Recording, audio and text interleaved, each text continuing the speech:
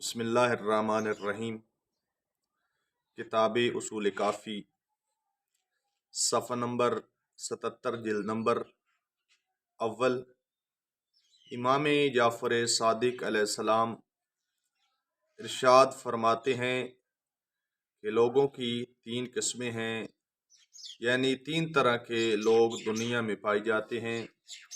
ایک عالم ہیں، دوسرے طالب علم ہیں، یعنی علم کی تلاش کرنے والے، علم سیکھنے والے، اور تیسری قسم ان لوگوں کی ہے جو ہر کسی کے پیچھے چل پڑتے ہیں، یعنی نہ وہ حق کی تمیز کرتے ہیں اور نہ ہی باطل کی تمیز کر پاتے ہیں۔ پھر امام علیہ السلام نے اسی کے ضمن میں ایک بہت مشہور حدیث فرمائی۔ امام نے فرمایا، اے لوگو، یا عالم بنو یا طالب علم بنو، یا ان دونوں سے یعنی عالم اور طالب علموں سے محبت کرنے والے بنو، اور چوتھی چیز نہ بنو۔ اگر تم چوتھی چیز بنو گے یعنی ان سے دشمنی کرنے والے بنو گے تو یقیناً تمہارے لیے ہلاکت ہے۔ اللہم صلی علی محمد و آل محمد وعجل